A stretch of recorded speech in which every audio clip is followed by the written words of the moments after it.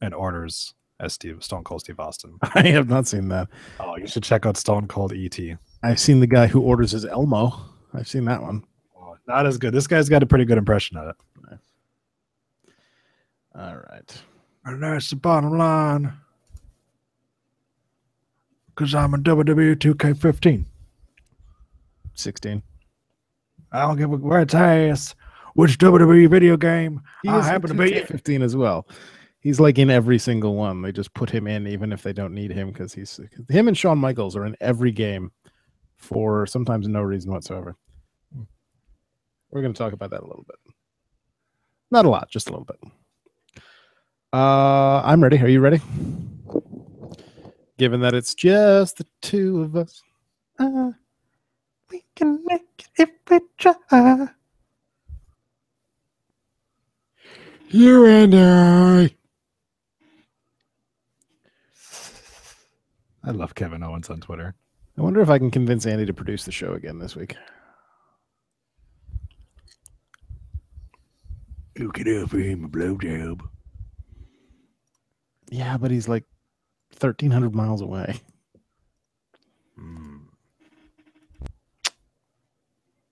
Still. All right. Oh, I'm holding it upside down. That's the way I want it.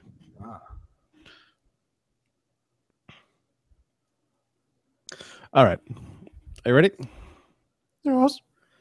Then at 8:52 p.m. we shall begin. Dear God. This is going to be a short one. Thankfully, there's only like 4 news stories after Hell in a Cell. So 3, 2, 1, record. This week's episode of The Rundown is brought to you by The Undertaker, 25 Years of the Dead Man magazine. Who the fuck is CM Punk? You won't find out in The Undertaker, 25 Years of the Dead Man commemorative magazine. I don't know they still made magazines. They do. Only commemorative ones now. Only from time to time. Yeah, CM Punk completely left out of The Undertaker commemorative magazine. They talk about all of his other streak matches and somehow mysteriously skip 2013. Well, there's a 13 in it. So maybe they're just very superstitious publisher. Speaking of CM Punk.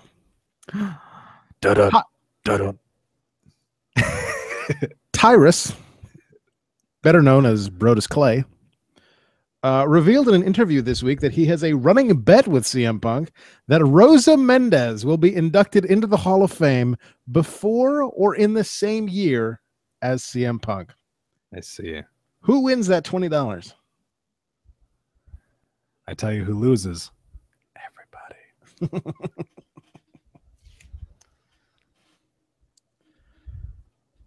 Why Rosa Mendez? Of all the people you could choose. Because there's no chance she's going in the Hall of Fame, I think is the point. I don't know. I think the point of the bet is that they're never going to induct CM Punk into the WWE Hall of Fame at this point. But it's WWE. At this point, they might just turn around and induct her just to fuck with them. I think in that case, then Brodus Clay's winning $20. Well, more than he's going to make at TNA this year.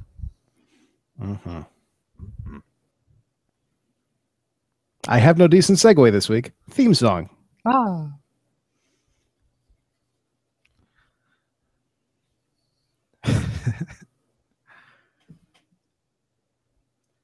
La la la la la la la la la la la la la la la la. More likely to be acknowledged on WWE programming than TNA. It's episode 222 of The Rundown. My name is Adam. I'm your host, and it is Tuesday, another 2, October 27th, 2015. Joining me this week, Troy is here. Yay! Hooray! Hooray! It's going to be a punchy episode. Did you strap your daughter down to the bed so that she stays in bed this time? I threw a tear gas canister in there with her. Okay. So she's not a knockout gas canister, but tear gas. Tear gas. That's an interesting choice. That's an interesting parenting choice. Well, she coughed for a while, and now she's quiet. We'll see what happens. Okay, before we get to anything, we did get a very important voicemail this week. I didn't make up any characters last week, so it definitely can't be. But this is a very important voicemail. So much so, let me turn the volume up. Turn the volume up. There we go. Here we go. Hi, Michael. This is Emma. I'm trying to get a hold of Jamie. She said she was going to call me, and I haven't heard from her. But anyways, tell her to give me a call when she gets this message, okay? All right. Hope everything's all right for you guys. We'll talk to you soon. Bye-bye. Funny. Oh, thanks. Thanks, Emma. Thanks. It was really nice of you to call and look for Michael, but he's not here. I can pass a message to him, though. Yeah. Jamie's out back, buried in 3 feet of cement.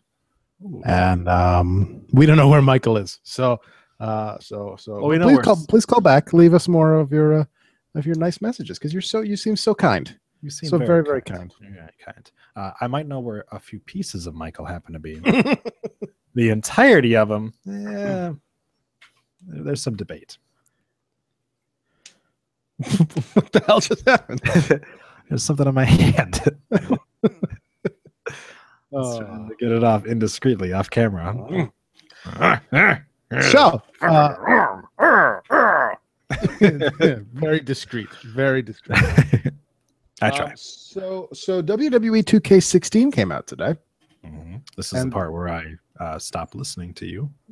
This marks the first time in probably, I'm going to say at least 20 years, that Virgil's been in the game. No, I think he was a downloadable character last year or the year before. Maybe 2 years ago. No, this is probably the first time in about 20 years since probably WWF Warzone that I have not purchased the game on release day, because they screwed me over so badly last year that I'm gonna buy this game used. I'm gonna buy it used just to fuck them. And then if the game is good again, then I'll buy it new next year. But the streak is broken.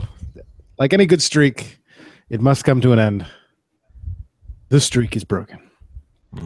I do not own WWE 2K16 as of today. I see. Adulthood City, bitch. Not even that. I'm just fucking bitter about last year's game. You're really upset that they didn't have CM Punk in it. No, CM Punk was in it. I was upset at how fucking terrible it was.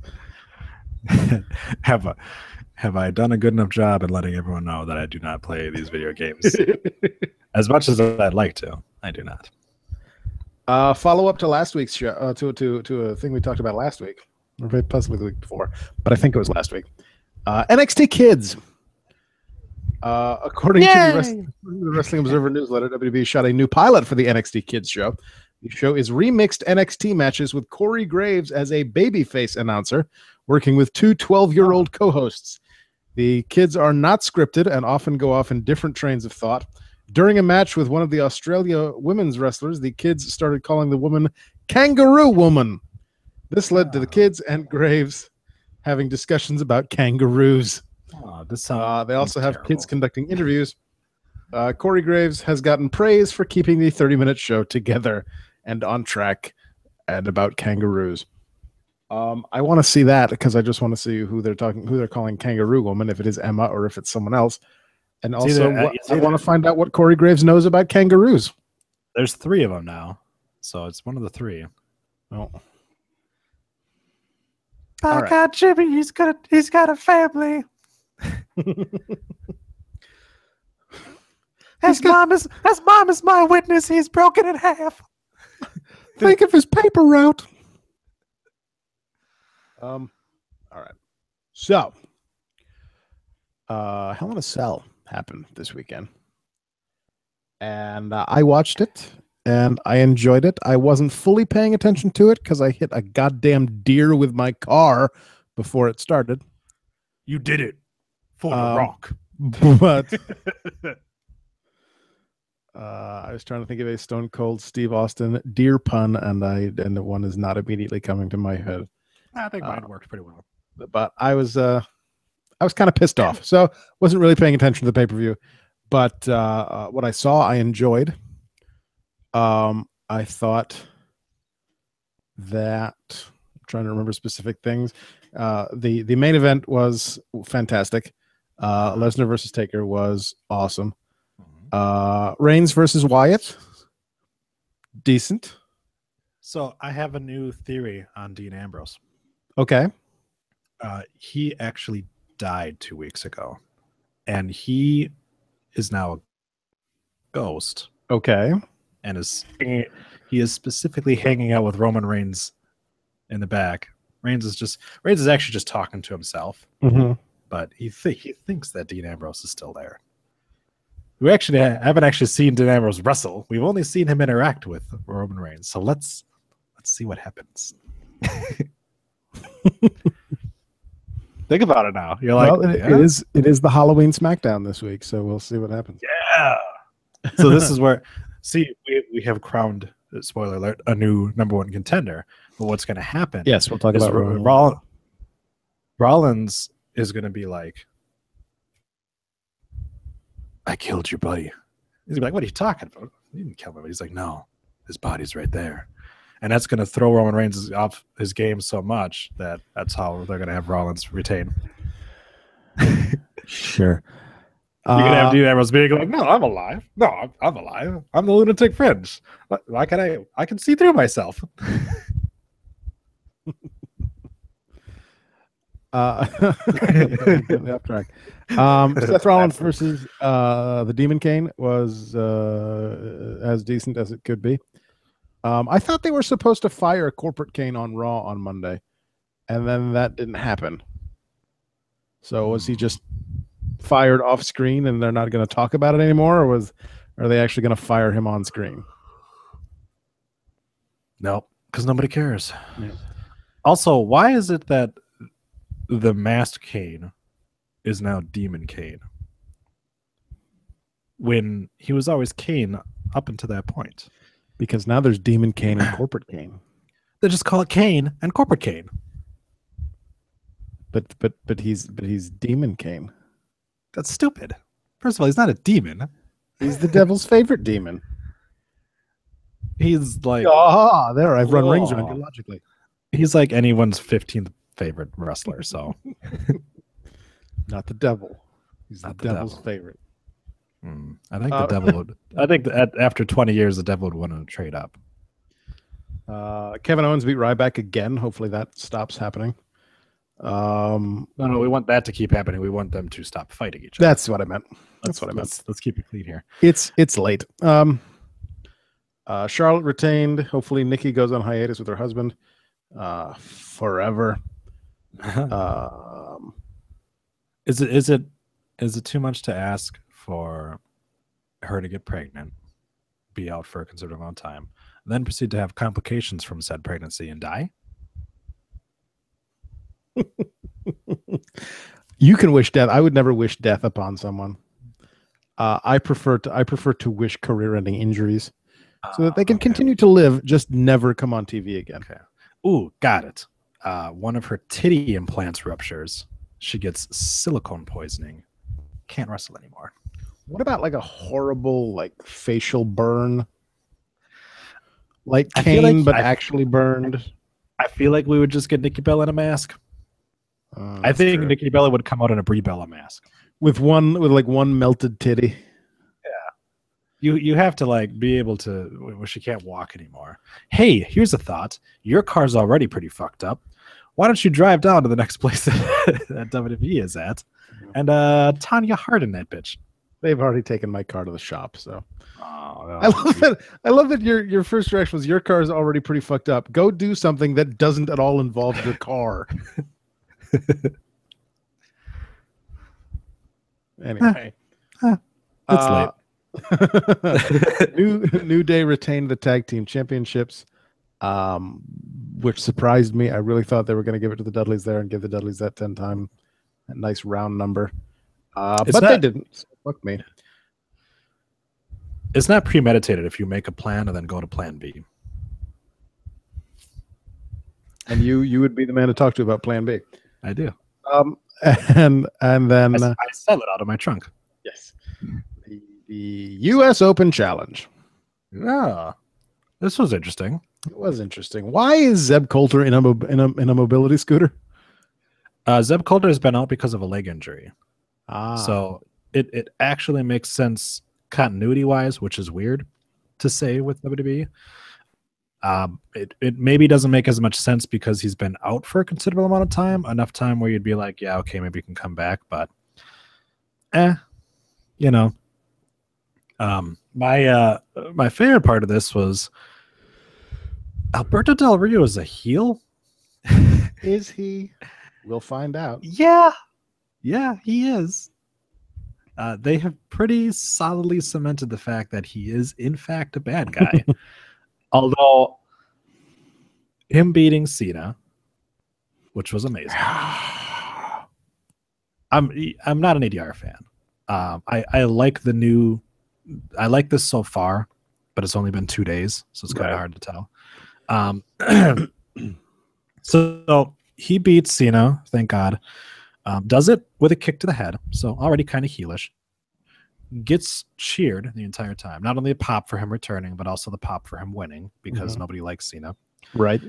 And then on Monday, we have him explain with Zeb Coulter that they don't like anybody, so they're a new nation, the Mexico-American. Mex-America. Mex-America. And he proceeds to wall up the shit out of Neville. So he is a bad guy.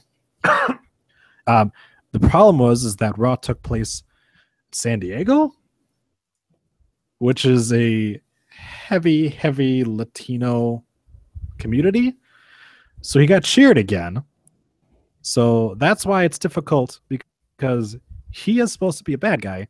They just had him in 2 different venues that he got cheered. So I'm interested to see if they will shift focus and have him a good guy, or if they're going to continue with him being a bad guy.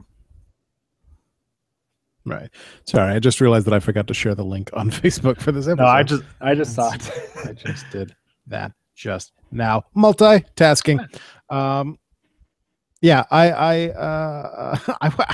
what I really want to know is what Jack Swagger thinks of all this. He's like, "Hey, that's my gimmick." I also loved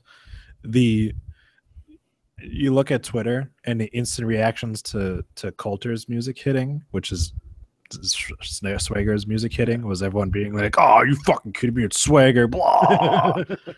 And then then the post after that is, "I have back." So yeah, I loved that. It was a good swerve. Yeah. Look, we're sorry we fired you for hitting that asshole, but we have since fired that asshole. So if you come back, we'll give you the United States Championship. Hey, it works, and we'll see what happens now, because Monday really wasn't. Monday was all about the WWE Championship. It really wasn't about any other feud than that. Right. So we'll have to see what they decide to do. Maybe we'll see. What it's looking like is we might see a Ziggler Kevin Owens feud, but that's probably going to be a Ziggler Tyler Breeze. So maybe Owens and Cesaro, since they had such an amazing match. That was a great match. Yeah, but you have to question where they go with ADR from here. Who do they have kind of go for the belt right now? You've got Ryback, who's doing nothing. Swagger gets jealous. Swagger is supposed to be a good guy. The last time we saw him, so that's potential. You could have him turn around, and you know they kind of moved him away from Coulter towards the end, anyways. So maybe. Otherwise, I mean, you're kind of running out. I mean, maybe Neville, but we'll see. The thing I liked about ADR though is he came back as kind of a rejuvenated ADR, right? And we've seen him in 3 matches. 2 of them he's won, and 2 of them he's won without using his submission maneuver, the cross arm breaker. he beat Cena with a kick to the head and then beat Neville with a double stomp off the top rope. So I like that. I like it when a wrestler doesn't have to rely on their finishing move to finish a match. So that's really nice to see. It's kind of refreshing to see. His style worked really well with Neville. That was a great match. And the match with Cena wasn't bad. It was what it was, and I was happy to see him win, obviously. Yeah. Del Rio, by the way, tanner than I have ever seen him be. I noticed that. I was like, and my wife goes, well, he is Mexican. I said, I know he's Mexican. He's also mostly orange. Yeah, I guess, I mean, being in the temple, maybe. Not for season 2. Not for season 2, apparently, but that's okay. Because now it looks like we might get the Young Bucks. So, according to PWInsider.com, WWE and Alberto Del Rio have been in communication for several weeks. Del Rio also had talks with TNA, but made the decision to return to WWE.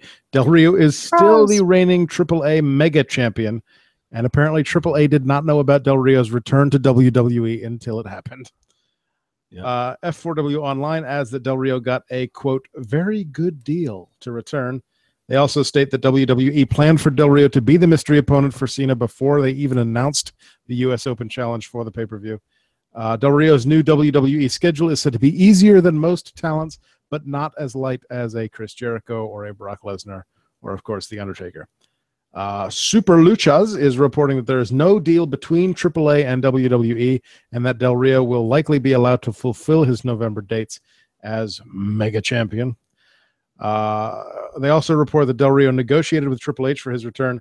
WWE made the move because of the need to try and push a top Latino star, which is something that they've been trying to do for years now.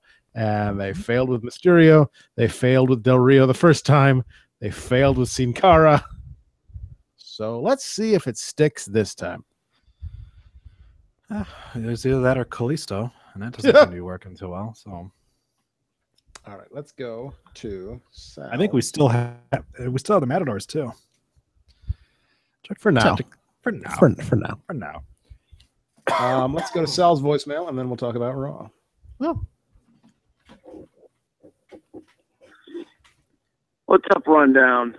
Man, there's a lot of stuff to talk about. I'm just going to try to sum it up. Just to start with the new United States champion. You know, a lot of people were thinking a lot of different things, and I'm talking about a half an hour before the pay-per-view. I heard hundreds of different things that Daniel Bryan was the one that was going to come out. I heard Samoa Joe was a guarantee. I heard that somebody saw a picture of Kurt Angle in Los Angeles. I got to ask you guys, are we shocked, Del Rio? Are we happy, Del Rio? I'll tell you this.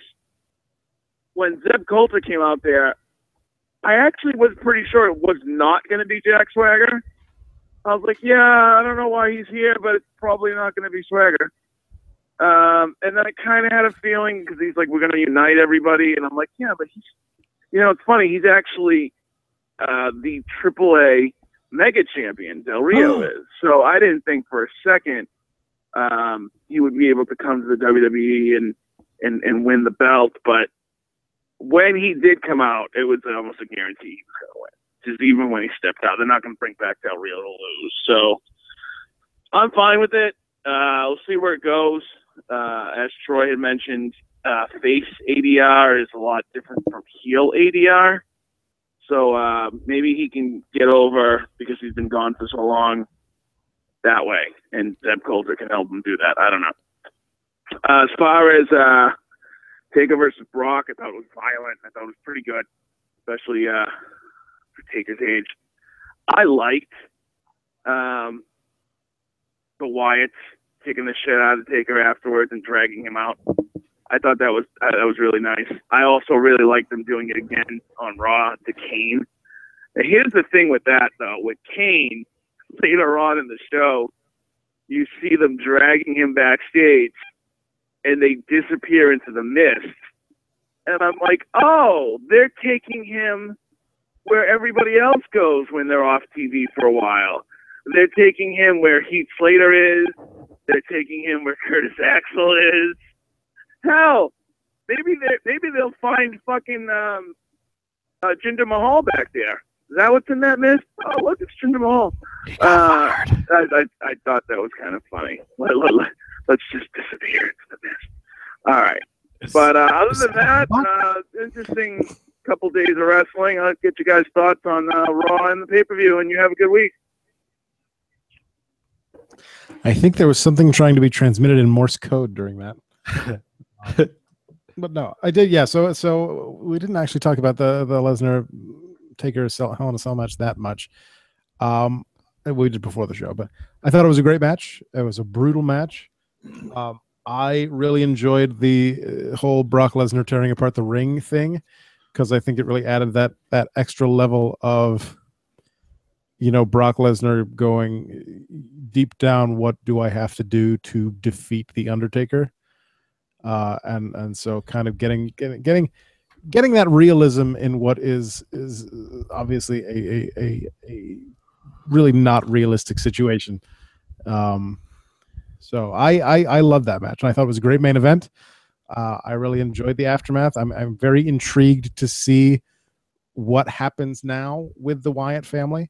They dragged off Taker at the end of Hell in a Cell. They dragged off Kane during Raw. I'm very intrigued to see where this goes. I was very happy considering last year's dumpster fire of two incredibly terrible Hell in a Cell matches. 1.5, let's call it. Yeah, Rollins Ambrose wasn't that bad. Rollins Ambrose was pretty decent, but it really lacked the physicality that these two ones did. Yeah. So we had two very different Hell in a Cell matches. You had the Reigns and Wyatt match, which they did a lot of very creative things using weapons, using the cage. They did a ton of cage work, which was great, which you haven't really seen as much anymore. Getting the kendo sticks involved was awesome. I thought that spear through the table off the apron was beautiful. Yeah, and then and on must the other, have hurt like hell. It had to, yeah. On the other hand, with the Undertaker Lesnar one, not much usage of the cage, but brutality in another way, where you literally have Lesnar ground and pounding the Undertaker. Yeah, that's that spot where he took one glove off for some reason, just one glove off, and then just started punching Taker in the head. Yeah, it was one of those things where it was just like, for a second, I'm like, holy shit! I'm like, oh no, wait, that makes sense. It's no disqualification. He can punch him as many times as he wants to. Right. So that was really cool. I also like the fact that we get Lesnar tearing apart the ring, exposing it, and then it wasn't just one shot onto the exposed plywood.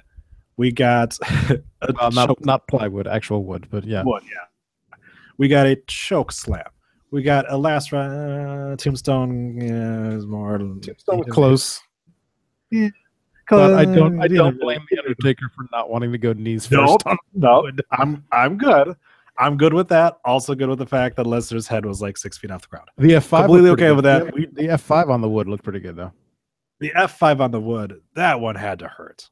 I mean, yeah, especially for 85-year-old Undertaker. Yeah, landing all on his hip. That's one. Yeah, and that's one of those things. You can't have a stunt ring. Maybe they knew that was a legit. I was going to say maybe that's why the Wyatt family came out and carried Taker off, because they knew he was taking that F5 spot on his hip. So they were like, if he can't walk, we'll just have to carry him. Let's carry him anyways. Yeah, that's one of those things too, where it's just like, that was legit wood under there. That was legit. This is the ring. I mean, we've seen it before, where where they have kind of a stunt ring to an extent. There's no way. We wrestled a ton of matches before this ring. That was real, folks. So, and that had to have really hurt. Very, very, really good match. Loved the little tag on the end to, we get this moment where, Cage comes up, Taker does his little pose, and you're like, well, I guess we're kind of saying goodbye to Taker. But then you get the Wyatt family cut, and you're just like, I guess we're not saying goodbye to Taker. My only complaint was that the saying goodbye to Taker spot took way too long, to the point where you're sitting there going, okay, this is cool. Yeah. Okay. We're okay. Okay, this is still happening. Okay, Yeah. I guess something has to happen at this point because this is going on far too long for it to just be a Taker thing. So, okay, there's the Wyatts. Yeah. The timing could have been a little bit better, but I still like the idea behind it. I did like let's. Oh, okay. Well, everyone stand up and put your hand in the air for Taker. And, oh shit, here they come. So, and like I said, I'm super intrigued as to where this is going. And Bray's promo on Monday was pretty spectacular. And he got his rocking chair back, and it didn't get set on fire by lightning.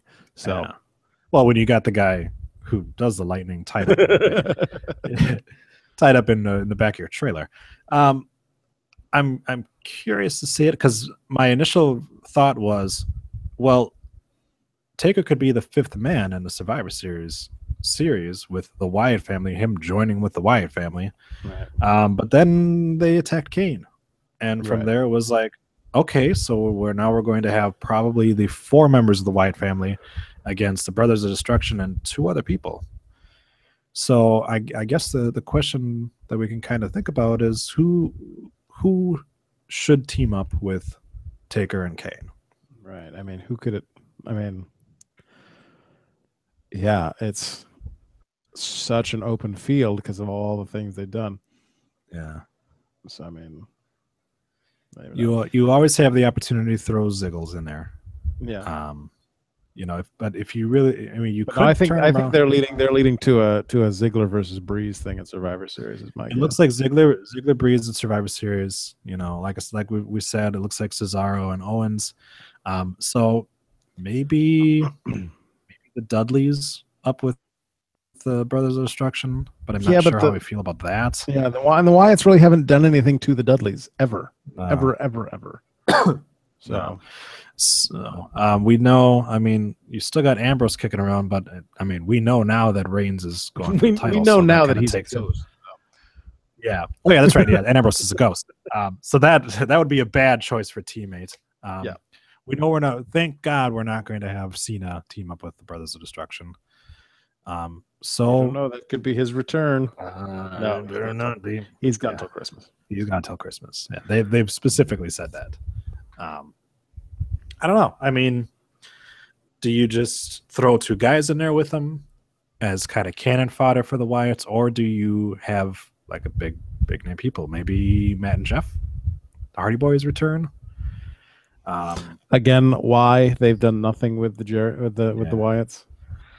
But I mean, who honestly has really been affected by the Wyatts? They haven't done much. I mean, like we've already said, Cena's out. We already know Roman Reigns is out. We know that Dean Ambrose is dead. So Chris Jericho, don't think we want to see him in that match. We know obviously he's got a history with them. Daniel Bryan definitely is a potential person for that. But then, so I mean, Daniel Bryan and Chris Jericho as their teammates, it's kind of weak sauce. Daniel Bryan I'm fine with, but you need another kind of big name person with it. Mm-hmm. Well, like I said, I'm very intrigued. Going back just a moment to the Lesnar Taker Hell in a Cell match. Brian Alvarez of F4W Online reports that Vince McMahon and Kevin Dunn not happy during the main event of Hell in a Cell. According to Alvarez, both McMahon and Dunn both freaked out, quote unquote, over the blood and immediately sent a doctor to the ring to deal with the blood and calm both Lesnar and Taker. He also posted to Twitter during the match saying, quote, Vince already flipping his lid backstage and we're 3 minutes in, hashtag HIAC. Vince wants a doctor out there now, and Kevin Dunn is apparently demanding all replays be in black and white, hashtag HIAC. And they are screaming at the doctors and the ref through the headsets, hashtag HIAC. PW Insider reports that while Vince wasn't happy about the blood in the main event. What? Insider. Secrets. Vince wasn't happy about the blood in the main event. That's not what made him furious.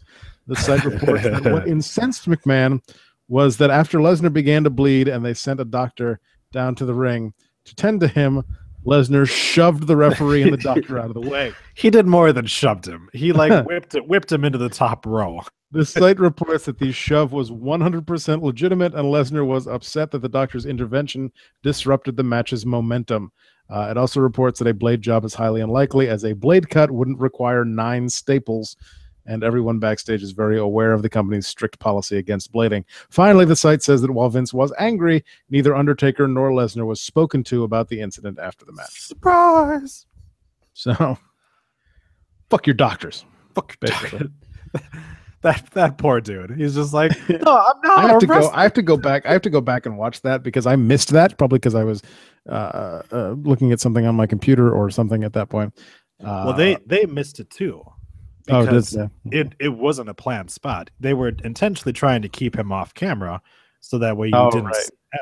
Yeah, that makes sense. And he comes by and all you see is just and he's gone. You're like, so that that's why you can hear, Cole be like, oh, he just set the doctor flying. And it was legitimately like, oh my God, he just set that doctor flying.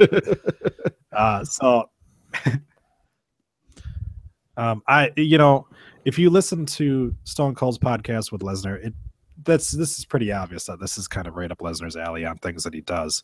Mm-hmm. He doesn't care. He cares only about entertaining. He's not a guy who, he doesn't make friends with anybody. He's not really friends with anybody. And so it makes sense for him to be like, look, I only show up on TV or the WWE Network like 16 times a year. Don't fuck up a match here. So yeah, they said he does this as a job.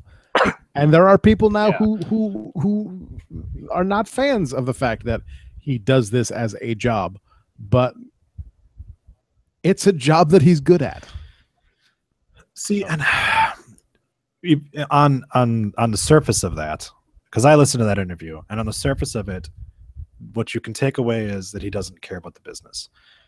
He does. He loves wrestling. He just looks at it as a job. He doesn't want to do all the other shit. He just wants to go out there and entertain.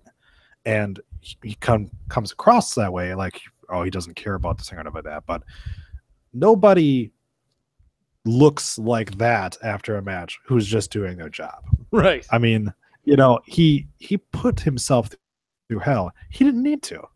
He doesn't need to do this. This is a guy who doesn't need the money, for sure. And so I get his comments to be taken that way of, oh, he says it's just a job or whatever like that. But he's not talking about when I get in the ring, when I'm wrestling. He's talking about all the other shit that goes on behind the scenes and stuff like that. That's the job portion of his punch in, punch out. When he's in the ring like that, he's giving his all because he loves to do this. Yeah, you don't get 9 staples for a job in your head for a job you hate. No, exactly. No. So I also love the fact, you always get kind of diverting off of that now. I did see that some people were still kind of like, oh, this whole Alberto Del Rio thing must have came together. He had a shirt on Shop Zone like 20 minutes after he won that championship. Like, you really need to like come over here, son. Sit down. Settle down. Things like this don't come together at the last minute. Like, I'm surprised that didn't get leaked, because there's always talk about, oh, they're being told to do new merch for The Rock and The Undertaker, so we're getting plans for that. I'm surprised that nobody went. They're making a new shirt for Alberto Del Rio. Yeah, you got to think there's a lot of people involved in that, and the same thing with Samoa Joe. I mean, you think about that. Like, they had his shirt up and ready to go. So you have a requisition form 10 minutes. Yeah. Oh shit! We should have made more than 20. Yeah. So the guy in the design department comes into work. He's just like, let's check these emails. New requisition form. Oh, a what? A Samoa? Johnny, come over here. Look at this. I just got a requisition to make a Samoa Joe. It's It's a fucking there's prank, a lot of people right? along the way. This is just one of those things they do as a hypothetical. Yeah. Now, I know I made a Young Bucks shirt a couple months ago, and I got burned on that one. But this specifically seems like it's legit. And I got burned on that. I like this character. I do think that we got a little misinformation because there was rumors that that Del Rio was coming back, but there was rumors that he wasn't coming back until after November because of his AAA dates. So I think that played into it as well, where WWE was probably leaking that aspect, like, oh, he's coming back maybe, but he's got to do, and everyone else just like, well, that makes sense. Well, you know, why should then there was that tweet from the Lucha Underground guy, Chris DeJoseph, whoever it is, who was like, hey, Alberto Del Rio, season 2 Lucha Underground. And Alberto Del Rio was like, not really, not actually. Don't tell people that. Yeah. So yeah, they did a fantastic job on it, and they've done this a lot better. And I think part of it is having Triple H there, because this is a guy who understands the dirt sheets. He understands how to keep things secret. Right. One of the best things that Montreal Screw Job. Yeah, Triple H talked about the fact that when Lesnar came back, he was in the gorilla position, and Vince McMahon was just like, how do they know that we got Brock? They got all these signs and stuff like that. Like, that's Vince being out of touch with it, where he doesn't realize, like, dude, right, everyone understands this. So having Triple H, where, I mean, the James Storm thing kind of got leaked because somebody caught him. They didn't do as good of a job on that, but I don't really know what his future is with the company anyways. But nobody really knew about Ciampa and Gargano, and all of a sudden the tapings are just like, holy shit. So they're doing a much better job. Signed deals with the company, but yeah. Well, Ciampa does now. It's being disputed whether or not he actually does. We'll see. But we do know that their deal with Evolve has definitely been putting Gargano as he's probably signed, because he was part of their top 5 Evolve guys to look at. So, right. As well as Paige's brother. So I don't know who that is. Going Zack Sabre. That's a porn star. Stepping back to Brock Lesnar on the Stone Cold podcast last week. Brock Lesnar said that he didn't want to do the shooting star press at WrestleMania 19 against Kurt Angle, but someone brought up the move and said it would be his WrestleMania moment. And it has been, but for the wrong reason. This has been my favorite chain of events following this podcast. He said he wasn't being selfish, as he was talked into it and didn't feel comfortable doing it. Lesnar didn't name who talked him into it, but other interviews have suggested that Jim Ross was the one who made the call. The Wrestling Observer noted that it was actually John Laurinaitis who suggested that Lesnar do the move. And then Jim Cornette came out on Twitter to say, no, it was me. Jim Cornette copped to being the guy who told Lesnar to do the shooting star press at a big moment, which led to his missing the move against Kurt Angle at WrestleMania 19 and almost breaking his goddamn neck. Mm-hmm. Lesnar, of course, talked about the move on the podcast, that someone told him to do it in order to create the WrestleMania moment. Cornette tweeted, quote, since it's a topic, I told Brock Lesnar to create. Okay. It's all right. It's just the way the lines are split. It looks like, anyway. I told Brock Lesnar to not do shooting star in front of hundreds in gyms in OVW. Save your knees. Wait for a big moment. Big moment was WrestleMania, which is only time out of at least a dozen times that he didn't nail it perfectly. He put Kurt too far out. Far out, man. I saw it coming a mile away on TV, but Brock didn't get my telepathy. Went up and tried it anyway. That's why they call it high risk. Hey, Cornette. First of all, you shouldn't be copping to it, because that puts you in a negative light. Dumbass. Second, while you may have said those exact words to him back in OVW, that wasn't the reason he tried to do the shooting star press against Kurt Angle. So your assertion that it was you, you're grasping at straws, bro. Honestly, it was most likely Kurt Angle himself who talked with Lesnar, because they were probably setting up the match together, or possibly one of the road agents. I could believe Laurinaitis. I could believe Jim Ross. Mm-hmm. I also believe that they're smart enough to not comment on it or not cop to it, right? Because it makes it seem like they don't care about the welfare of the wrestler, if that's the case. So even so, I did love the fact that Stone Cold made fun of him for it, which was great. Yet again, this was another Stone Cold podcast where he had something, a personal interaction with his guest that he just completely glossed over the fact that Stone Cold quit because of Brock Lesnar. Right. Like, they're like, oh yeah. Hey, you remember that part? You remember that time when I was supposed to beat you and you just fucking left? You remember that? Yeah. Yeah. Stone Cold like kind of like dipped his toe into it. And he was kind of talking about it, but he never really got into it where he was just like, look, man, like this is what happened. So that was a little weird. And he's done that before where it's like he's had certain things that he could bring up that are personal with him that he doesn't, which I guess, but it was a good listen. I liked it. I'm still not sure how to take Lesnar. I've never been a huge fan of him, but we'll see. So I've always been a fan of Lesnar. I've never had a problem with him.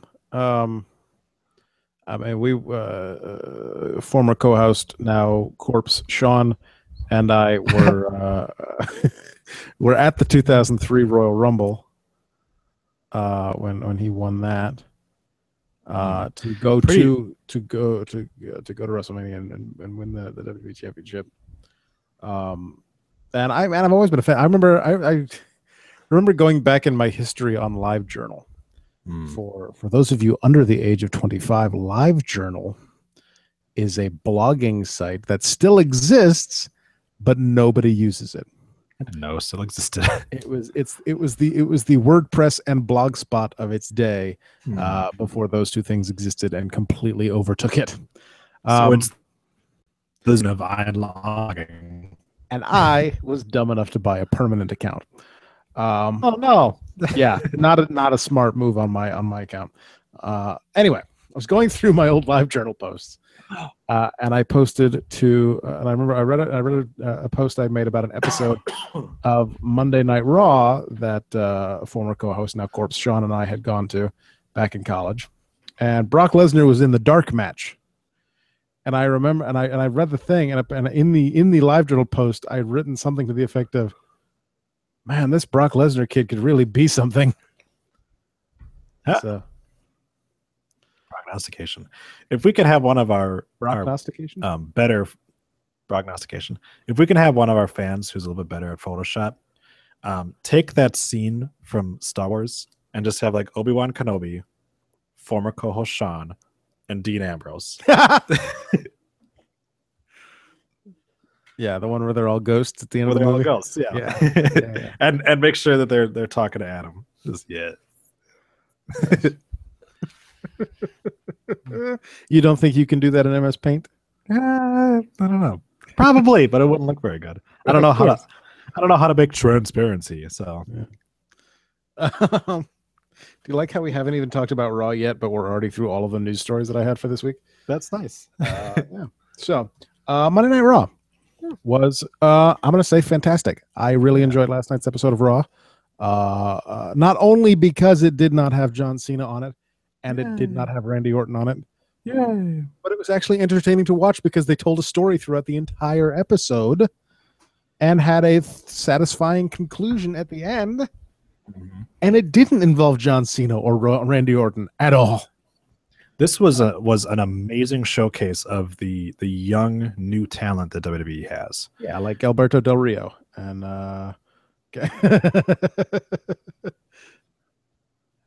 but yeah, we had the WWE Contender Series, basically, is what we can call it, where they had the 4 singles matches. We had Roman Reigns versus Kofi. Yep. We had Kevin Owens versus Ryback. No, Kevin Owens versus is it Ziggler? Cesaro. Kevin Owens versus Cesaro. This happened 24 hours ago. You'd think I'd remember. Del Rio versus Neville. Yep. And Ziggles versus Big E. That's where Ziggles came from. Yeah. And the 4 winners went to a fatal 4-way match at the end of the night.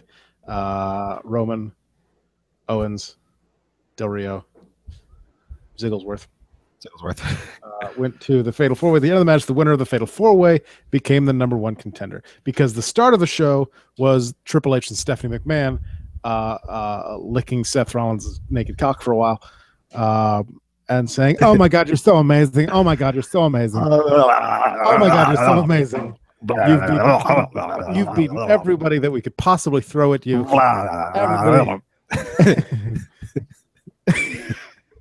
Everybody that they could possibly throw at you, you've destroyed.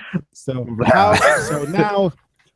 I thought it was very interesting the way they phrased it. So now, instead of us just randomly selecting people to throw at you, now they're going to have to earn it. And I thought, and as much as we've shit on Roman Reigns on this show, I thought it was a very good way to get him back into the #1 contendership.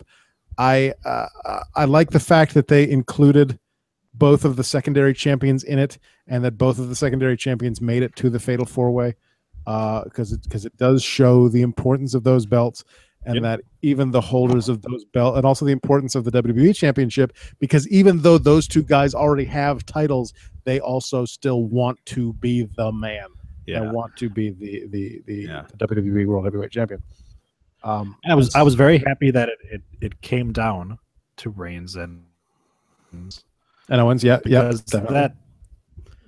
because that easily could have been a spot where they just put Ziggler there and let him take that final kind of pin. But instead, we got just an amazing showcase of Kevin Owens. Yeah, and I was going to say, well, I like that it came down to Roman Reigns and Kevin Owens, and I like that it came down to Kevin Owens almost winning.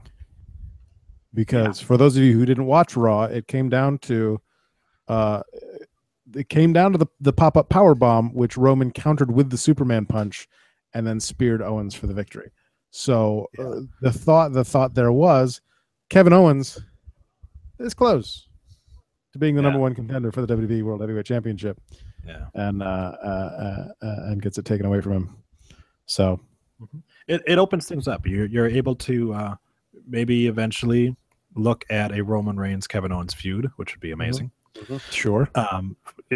Even for the WWE Championship, which would be more amazing. But we also got a little bit of setup here where now we can have like I said before, Cesaro and Owens kind of battling it out. You could potentially have Neville go against ADR, but I think that Neville is, I don't know. See, that's the problem though, is because we also have Stardust kind of against Cesaro.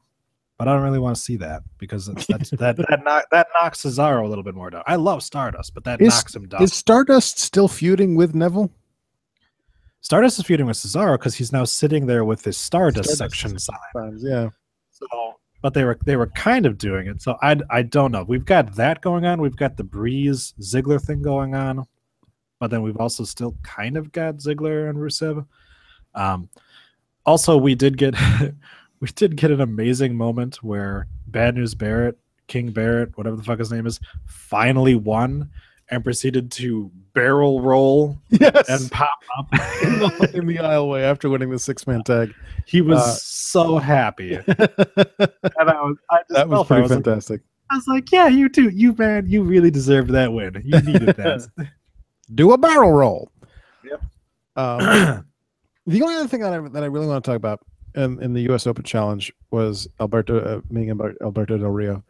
Is I like that it was Del Rio. Of course, I like the fact that Cena lost. We discussed that before.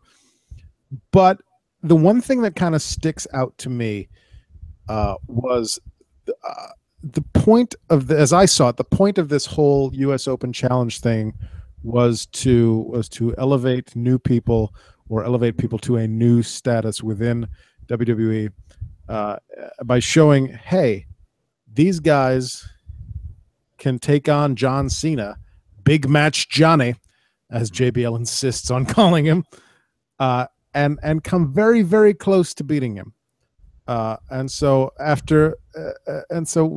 the return of Alberto Del Rio, it's almost like, well, we went through everyone on the roster that we felt we had to go through. But we didn't feel like actually giving any of them the title. We wanted to make it. We made them look pretty, but we're not actually going to give them the rose at the end of the Bachelor So let's just bring this guy back and he can win it, and then we'll completely forget that this ever happened. Yeah, I also love the fact that we can look at the string of U.S. Open Challenge contenders, and you've got Neville pre-show, Cesaro pre-show, Rusev pre-show, Ben Barrett pre-show, Dean Ambrose corpse. Kevin Owens is really the only one who's actually gone and done anything from this. Sami Zayn dad. Who is it just recent? Zack Ryder. Who the fuck knows? Yeah. Heath Slater. This hasn't. I don't think, did he ever really answer it though? Almost. Bo Dallas. Didn't Bo Dallas answer? Bo Dallas. Yeah, I think so. So yes, it gave them a little bit of time on TV, but it hasn't helped them at all. And Owens kind of got over despite this. You know, I mean, he took that loss to Cena. It helped him along. Him with the Intercontinental Championship belt has been awesome. Even though he's just been feuding with Ryback, he's been making it interesting. Right. And I'm anxious to see where they go from here. I'm also really happy with the direction they used him. I mean, he was all over Raw and did a fantastic job with the time that he had. We got to see some really good matches on free TV. So that was really cool. I mean, we could keep talking about the Cesaro and Kevin Owens match, but the Big E Dolph Ziggler match was fantastic as well. Because you've got Ziggler that can just get chucked across the ring. You got Big E selling for Ziggler. You've got Big E telling him, "I'm your daddy" in the middle of the match, which is fantastic. And they used to be best friends. They did. Yeah. They were everyone's favorite combination of Final Fantasy VII characters. It was glorious. Okay. I never played RPGs. Aw. That joke. Somewhere, Josh is laughing. Somewhere. But it might be just because he looked down his pants. No. All right. Question of the week this week. Again, comes from Quora.com. How fake are WCW triple cage matches? How fake are WCW triple cage matches? Are we looking at like a bell curve? Or I mean, in comparison to how fake wrestling is in general, how like extra fake? Like triple cage. See, again, are they talking about the one from the fucking movie? Is that bullshit thing from Ready to Rumble or whatever the fuck that movie was called? Maybe. If so, really fake. If you're talking about, like, was it War Games or something like that? If you're talking about, yeah, but that was just one big cage. That was just one big cage. What are they talking about? A triple cage? I think they're talking about that bullshit from. In my head, it's like three cages stacked up on top. Right. Exactly. Yeah, which was super fake because it was in a movie, and movies are fake. So there's your answer. Super fake. Yeah. On the other end of the spectrum, was Jillian Hall's mole that was eaten by Boogeyman on SmackDown real? Yes. Well, I mean, in terms of that, it was an actual tangible object. Yes. Mm-hmm. Was it a legitimate skin deformity? Those don't peel off like that. And also, they're not made of gummy some form of gelatin. I remember watching that and thinking, I feel like it was root beer flavored. Well, it was brown. Do you think he had a say in it? Do you think they're like, hey, hey, so. Hey, Marty, make it taste like worms? Well, see, I would do that, but I've never had worms, so I don't have a frame of reference. I could make it taste like cherries. I don't know why I made the Boogeyman Ollie Williams from Family Guy, but it works. It works. Everybody looks like ants. You need a little bit more black in your voice for that, though. Who wants his dog? Tom, what are you doing here? You're suspended. Well, I can't access my work email from my home computer. Did you check your TCP IP settings? Yes, Ollie. Did you delete your cookies? Yes, Ollie. You want this dog? No, Ollie. At this point now, we're just quoting Family Guy the rest of the show. Okay. Well, we'll edit it in post. Next week's question of the week is also very enjoyable. We'll get to that. Is it asking how fake Nikki Bella's tits are? Hey-oh! We all know how fake Nikki Bella's tits are. Ooh. Okay. Trivia, shall we? Sure. We've got an adequate amount of time remaining before my child wakes up again. Or we don't. Who knows? It's Russian roulette. That was a great game show. It was. Did you watch that show? I liked it because everyone that lost on it died. Fall down a hole in the floor. They never shot him again. I just assumed that they died. Of course. All right. Let's play trivia.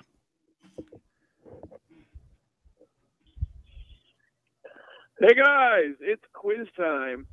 And this week's quiz, I wanted to give Troy a really good fighting chance against Raccoon Reigns, although Raccoon Reigns isn't going to be on the program. But maybe it will be a good fighting chance against Adam as well, because this week's quiz is about NXT. Let us get started at the very first live event that was broadcast on the WWE Network. Who did Adrian Neville beat to win the NXT Championship?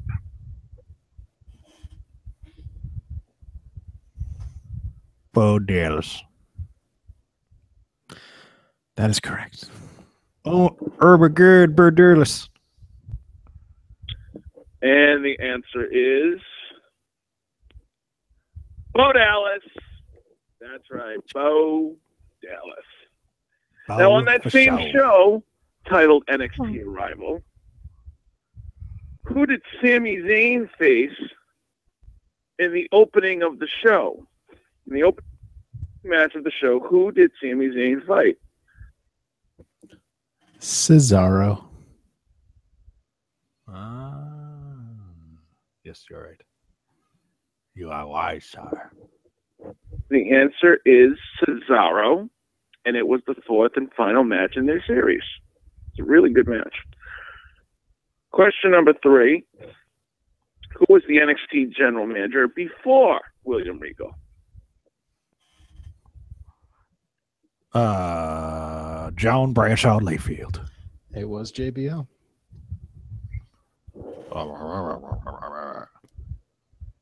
Sure.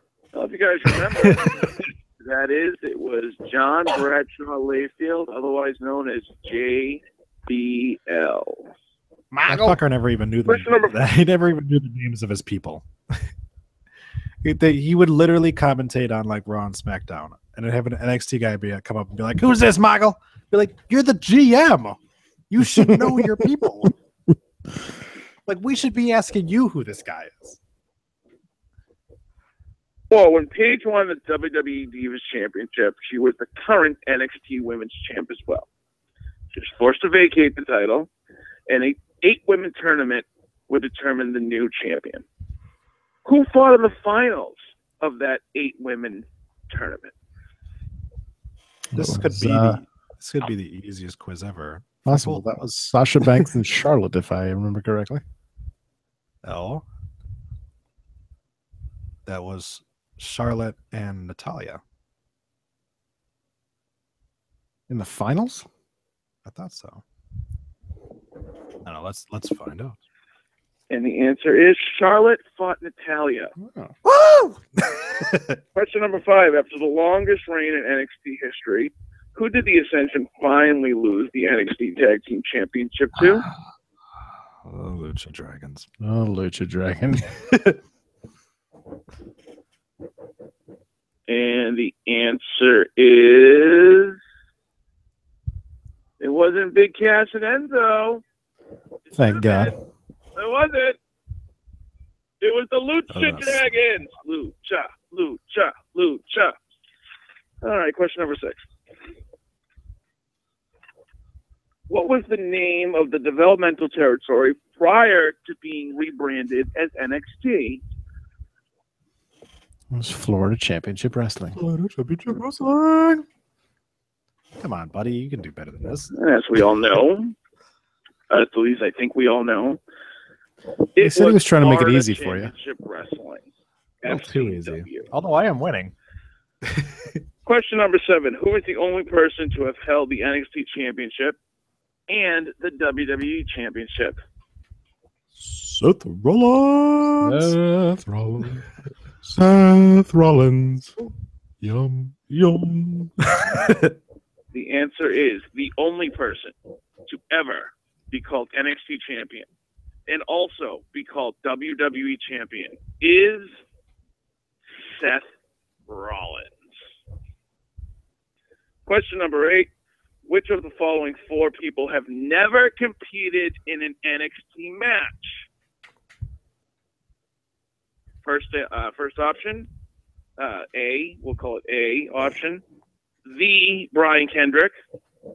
B, Tommaso Ciampa. C, Kenny King. Or D, Sheamus. Out of those 4 who have never competed in NXT. That's awful grammar, by the way. Is it me or is it you? I don't know. I lost track. Did you say Sheamus? It's a Sheamus. I think it's Kenny King because I seem to remember Sheamus fighting. But it's a shameful thing. Lobster hands. The Brian Kendrick, Tommaso Ciampa, Kenny King, or Sheamus. Huh. And the answer is Kenny King. Sheamus actually fought Aiden English. Tied, bitches. In an impromptu match. Question number 9. Who did Kevin Owens fight in his NXT debut? The recently departed CJ Parker. That's right. It was CJ Parker. That's right. I forgot. I should have let you go. You would have got it wrong. I didn't take a point. The answer to that is CJ Parker. CJ Parker hit him with an open palm strike and almost broke his nose. That's right. That was amazing. And Kevin Owens pretty much ended his career. Didn't end his career. Question number 10. Ended his time. NXT is taped in what Florida city? I think the question was NXT tapes in what Florida city? And I believe it's Orlando.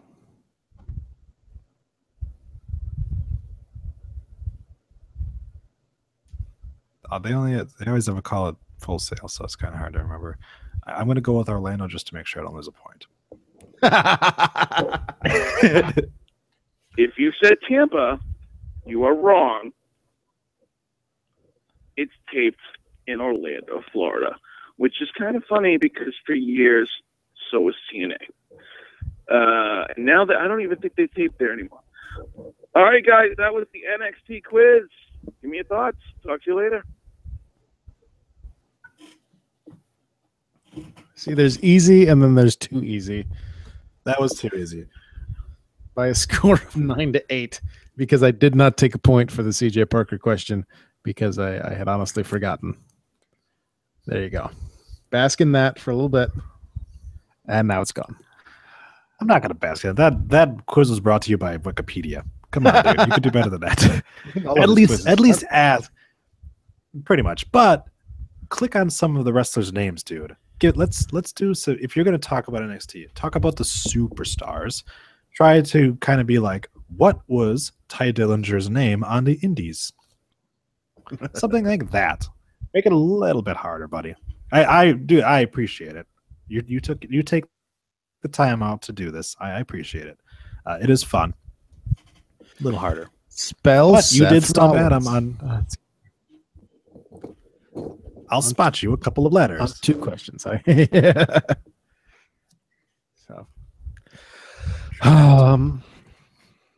Anything else? Nope. No. I think we still have a rundown showdown going on. Yeah, that's still a thing. Fuck it. Nobody really cares, anyways. I knew that the week that I delete that from my notepad file is the week that somebody would bring it up.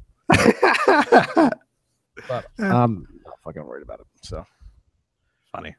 So that does it for the rundown for this Tuesday, October 27th, 2015. 212 days since Seth Rollins won the WWE World Heavyweight Championship. For a free audiobook and a 30-day free trial, go to audibletrial.com/rundown. APW returns Saturday, November 14th to the APW Arena in Newbury, Massachusetts with Full Force Elimination 5. Just announced a dog collar match between Bugsy Stone and Bare Knuckle Burley. I have acid reflux. It hurts really fucking bad right now. Burley.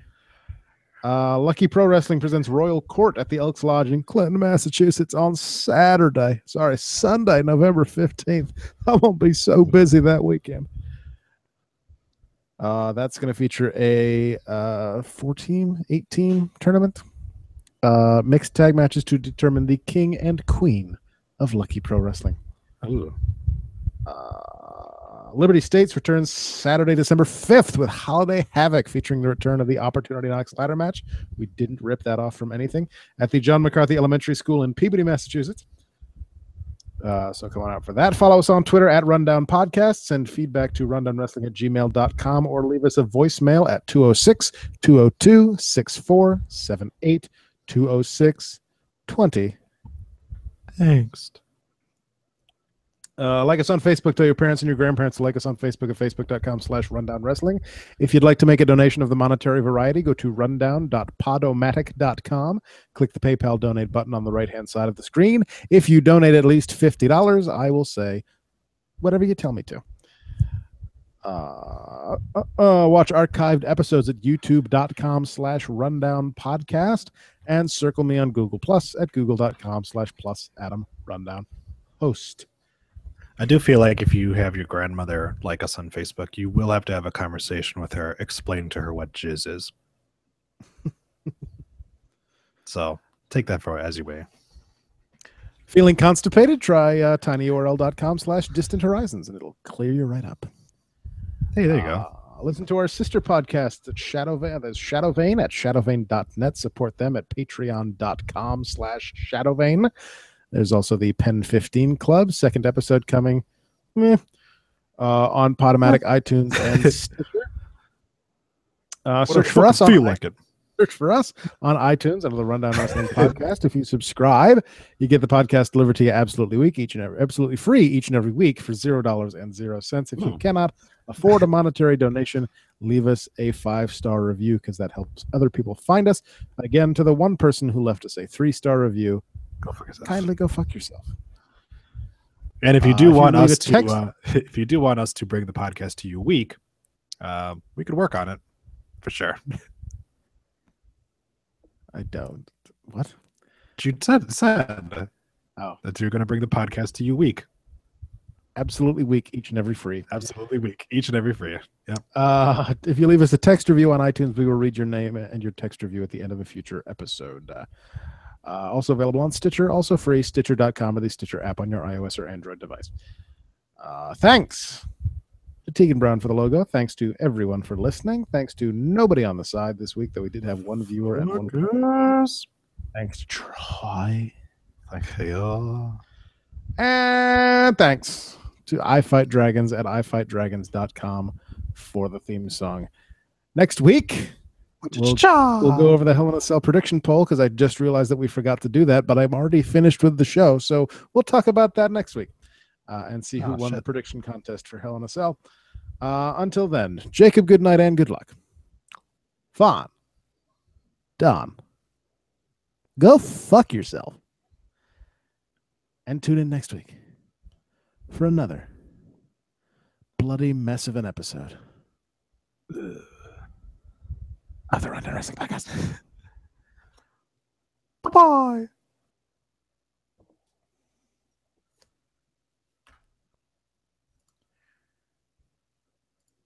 Sasha, stop this damn recording. Hour 12, not bad. Yeah. As soon as you started talking about Lesnar on the Austin podcast, I was like, well, there goes the last of my news stories.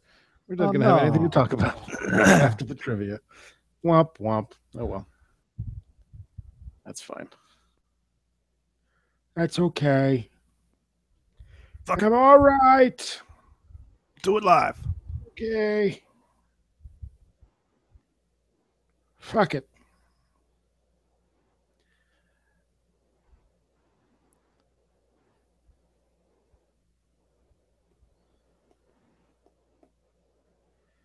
All right. All right. Oh, no. You have a massive case of the boom bumps.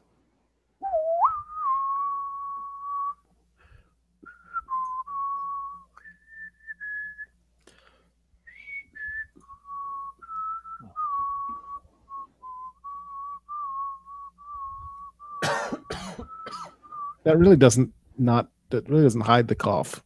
It just makes the cough slightly farther away. All right.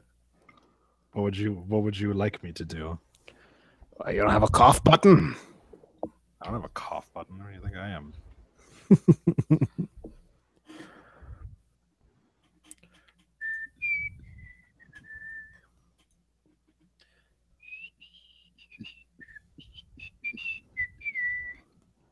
Are you Star Warsing it up over there? No. That was convincing. It's Doctor Who. Oh.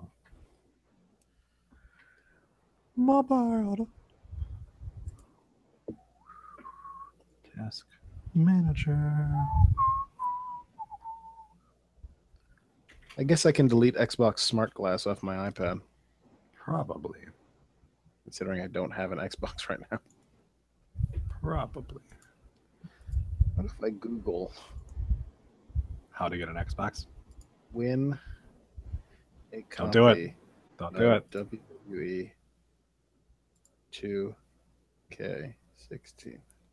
That's a fool's errand, son. Enter to win your copy of WWE 2K16 on PS4 or Xbox One. Yeah. Bum bum bum ba-da-dum. Bum bum. This contest is not started yet. Well, when is it gonna start? No. After you give them your credit card information. No, it's a radio station in Boston.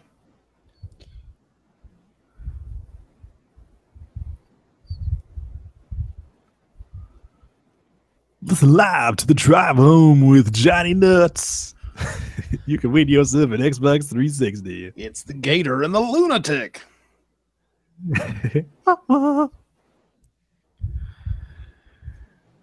We got them wacky sound effects. And it fuck balls. Fuck balls. There was a girl in my high school whose nickname was that. Okay. That's a UK website, so I probably can't enter that one. You could try. See if they do free shipping. Bum bum bum ba-da-dum. Bam bam ba-da-dum bam bam bam ba-dum bam ba-dum. Ba-dum. Ba-doo.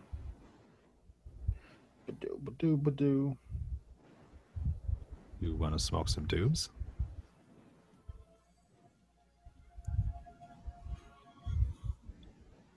There's something ethereal going on. I can hear it. It is the last week of the month, which means it is time to reveal the random subscriber giveaway for the month of November 2015. This month we have an amazing selection of games to give away. Starting off with one of the games that I can't wait to play personally,